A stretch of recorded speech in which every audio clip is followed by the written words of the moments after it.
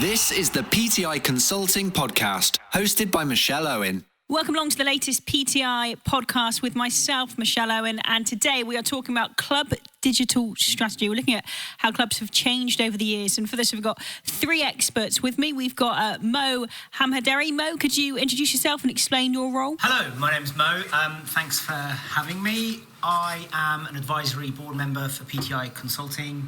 I'm currently working as a senior management member of the team at UI Centric, who are a creative engineering company, and prior to that I was the head of digital at Chelsea Football Club. Great. And Dan Brown, we've had you before. Dan, if you could just remind listeners what you get up to. Yeah, hi there, Michelle. My name's Daniel Brown, and I'm the lead data strategist for PTI Consulting. And Eric Solem, last but not least. Eric, just remind everyone of your role. I head up commercial and look at business systems for clubs with PTI.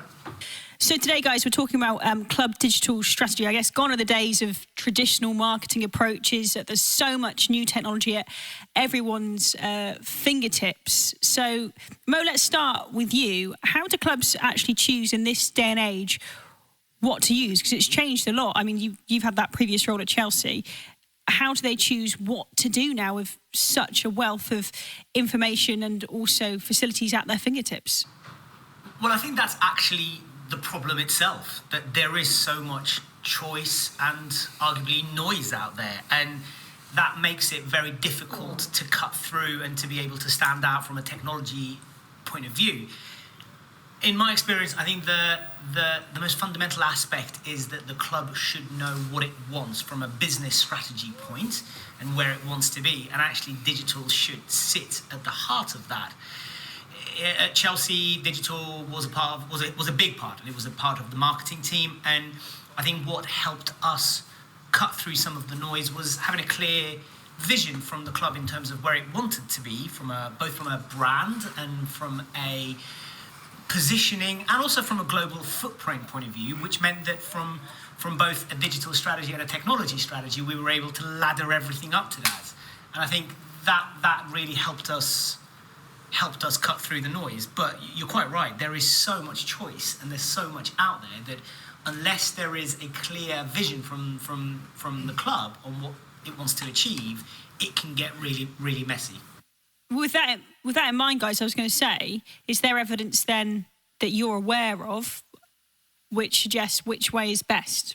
I'm not sure there is, actually, because I wrote a piece a while ago that had me reflecting on this, and it was about the abundance of choice and the pace of change. So as Mo was saying, that there's so many things to choose from with regards to digital and technology and software. And it changes so quickly. When taken on from what Mo was saying, when I was at AS Roma, we were approached constantly by various vendors in technology for applications, for software pieces that were and projects to capture customer fan data. But it needs to lead from a strategy. The club has to have an understanding, or any entity has to have an understanding of what you're trying to achieve. And it's challenging because there is so much to choose from and things change so quickly. And then in terms of how much data that clubs are holding now they've got all of this at their fingertips. I'm guessing with apps, even when people go to book tickets, buy tickets for a game, suddenly the clubs have all this information about their customers, about their fans. How does that benefit them without overwhelming them? I think, first of all, going back to what Mo says in terms of the strategy, and digital at the heart, and data is also at the heart as well. So when you're setting that strategy, you want to understand what data you're collecting, and then therefore understanding how you're going to monetize it. So yes, there's abundance of data coming in, and I think there's a long way to go with many clubs across the world in terms of the fact that they've employed all this digital technology, but they actually haven't knitted together the data to tell a story about the fan, understand what their overall behaviour is across all of these digital assets, as well as their expenditure, using that information to then create that level of fan engagement that's required in terms of engagement, but also in terms of monetization and getting more money per seat, in essence, from understanding who the fan is. You know, promoting more F&B offers based on behaviour, etc. So by delivering the strategy, you also need to understand that you're going to be collecting all this data, then understanding how you're going to use that data for fan engagement and for monetization. So with that in mind, given the increased volume of data that these clubs are holding, it sounds like it's an opportunity to increase revenue perhaps, but is it also difficult to deal with the amount of data at their fingertips? I think it is difficult, but I also think it is an opportunity. Look, as we were discussing just now, the ability to start building real, true relationships with fans and understanding their habits, not only digitally but beyond that, can give real oomph to what clubs and businesses in general can do in building those relationships. I think it's important to take stock of the fact that attention is the new economy. Everybody is vying for attention, and those eyeballs are crucial in helping generate revenue and keeping that relationship with clubs. So I think it is a challenge, but I also think it's a real opportunity. And if clubs don't wake up to that and start to invest in both technology, infrastructure and strategy, I think they will be left behind. Yeah, and sorry, but the thing I always reflect on and I learned about in my time with the club is that from the club's perspective, you have a unique opportunity because you're monopolistic, right? You're not in competition. Your fan is your fan, and usually for life. It's dependent upon how you collect that data and interact with it, use it, which is much different to wider businesses who are competing with someone who makes the same product. And it puts clubs in a really unique position to take advantage of it. And I think it also goes back, and I think you'll hear this enormous amount during this podcast in terms of that word strategy. You know, there's a very big club out there, which I won't name, I am a supporter of. But, you know, I'm a fan of that club, have been since near enough birth. And, you know, there's 3 or 4 different apps they have, mobile apps. And you can tell, actually, they're not connected together. That's the you have to strategy sign up piece to each missing. other. Yeah. They've all got their, you know, they are monetising because each one of those apps is sponsored to the hell out of it. But as a fan, you get annoyed because then you get a promotion about another app and none of it's connected. You know, there's not one place to go. So you've got to be careful. You've got to take the opportunity, but you can't just go and take multiple technological or digital pieces and just try and knit them together and just bung them at the fans. They have to be part of a journey, part of an understanding, part of that engagement, not all thrown together and just hoping that they'll pick one of the apps as part of the journey. And for sports teams now, it's about storytelling too. Yeah, absolutely. You know, from the perspective of the club, you can tell that story because there's so much out there. You know, your team is covered on every social media network in 100 different ways. But as a club, you have to take advantage of the fact that you're on the inside and you can tell that story a bit differently than what's sort of out on the internet or out on the market. And I think an important aspect of that is actually having a strategy around touch points. Yeah. So, you know, what you mentioned about the fact that there's 4 or 5 different apps and you could get bombarded by each one. But central to that digital and data strategy should be a cohesive touch point a plan or a contact strategy that says, right, okay, this segment of the audience will get contacted for this, but that segment for something else, and being aware of that publication across the year. And I think that's why important we'll see some of these clubs start to think of themselves more as media publishers rather than clubs, which I think is the right approach, but not losing that essence and that relationship to your fans, to your point earlier, Eric, I think is key within that. Yeah, and that strategy is challenging within these organizations because you have football operations and the spikes in those communications are always about signings and how performance on the field is. You have your sponsorship partners who have their needs that you want to fulfill, and then you have just basic club information about usually selling tickets or selling something that you want to push out, and those often compete and can sometimes clash. Yeah.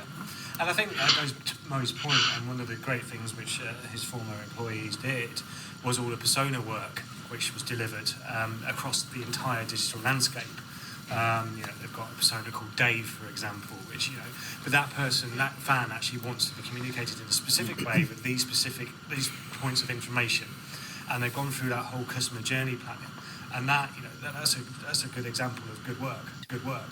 So for clubs trying to get the right digital strategy going forward, would you say it's best not to have then all these apps at fans' fingertips? Is it better maybe to centralise something into one, and then within that app have different options? Or will they be able to target fans in different ways if they just have one app? Yeah, certainly. I think that would generally be the recommendation from us, because you want centralized places where things belong. But I mean, one of the things we often talk to with our clients at PTI is, we look at technology as a pyramid, right? Where data sits on the top, and that's where it comes in and out of an application and the rest of it. But underneath that data, you need the infrastructure, and you need applications. And then you need the servers and the switches and everything else that makes the technology operate. But you also need the backhaul and the connectivity, particularly at stadiums and in stadia, if people want to be able to use the app, or you want to be collecting any kind of data. And if that is not formed properly as a pyramid, things get out of balance really quickly. And I think vitally important as well is research. Research with the fans, what do they want? Yeah. Research internally, what do you require from across the business units?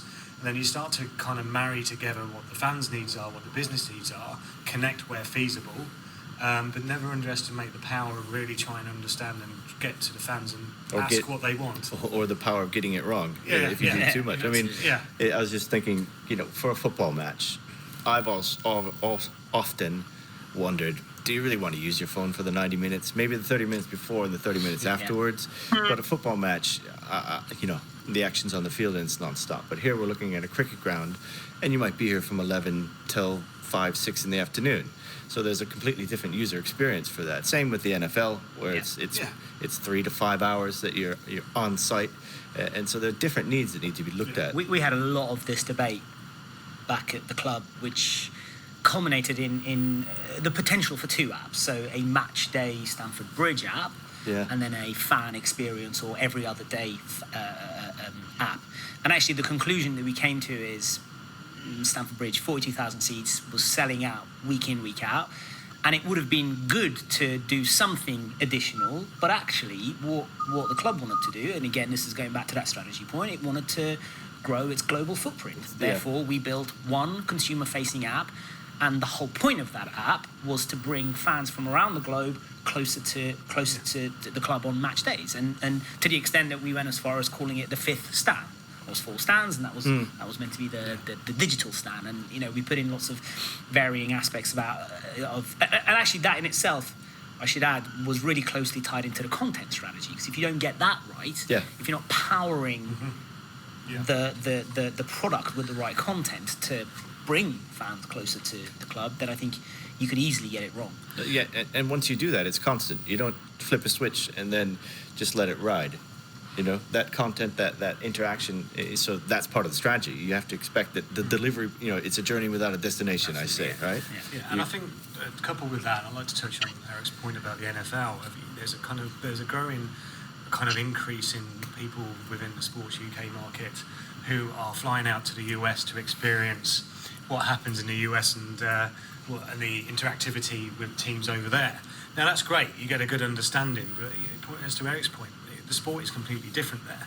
In the different quarters of the game, you get different interactivity, so you can learn 100%, but don't go away thinking that the blueprint is the 49ers stadium, because that's an NFL team, which has, NFL is NFL, it's the game as it is. It doesn't actually correlate massively to football. There are elements, but don't go away to the US going back, I want to do this, this and this, because you'll come back something which doesn't actually meet the fans' needs here. Do you think the NFL has actually transcended sport? It's entertainment like now, isn't it? Yeah. I mean, to the extent that I was just trying to pull up the stat on my phone, but I read somewhere that something like out of the 20 most watched programs on TV in the States, something like 18 are either Super Bowls or the NFL, which is quite something. And it's amazing that the Forbes list just came out and almost every NFL team was on it for the most valuable organizations in the world. And I mean, I remember when I used to go to NFL games when I was a kid, you would tailgate, but it was just a cooler out of the back of your car. And now they're offering subscriptions to certain areas in a parking lot for the 3-hour tailgate before the event, and then they get you into the event. And it's just amazing the way that they've thought. And look at the Dallas Cowboys, right? I know, Their revenue, and they play 8 home games a year. Yeah. It's remarkable. We've talked a lot about apps and match day experiences on the app, but just away from apps, because there's still obviously websites and things like that, and I guess how they advertise, away from using apps on phones and things. What else can clubs do about their digital strategy and adopting these new technologies just away from phones and things? That's a really good question. Well, I think sometimes when you hear digital strategy, it makes me wonder. It is the overall strategy. Of course, it has to be. Yeah, it's the app or the technology has to also be a part of everything. In pre-season training, we often went up to the mountains in Italy and did 2 weeks. And, we would bring a whole fan village up there, and the whole experience there, we would try to sell season tickets there, and that wraps into what we would do pre-match, into what the website would. So the whole thing has to wrap together, and it's a lot of work. So the way it goes to Moe's point, touch points. Yeah. And touch points. Yeah. Connect those touch points.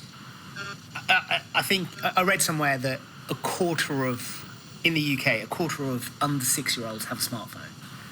Which is quite something, right? So I think phones and interactivity through phones will remain central, and it is almost pervasive, right? It's just a part of everyday life now.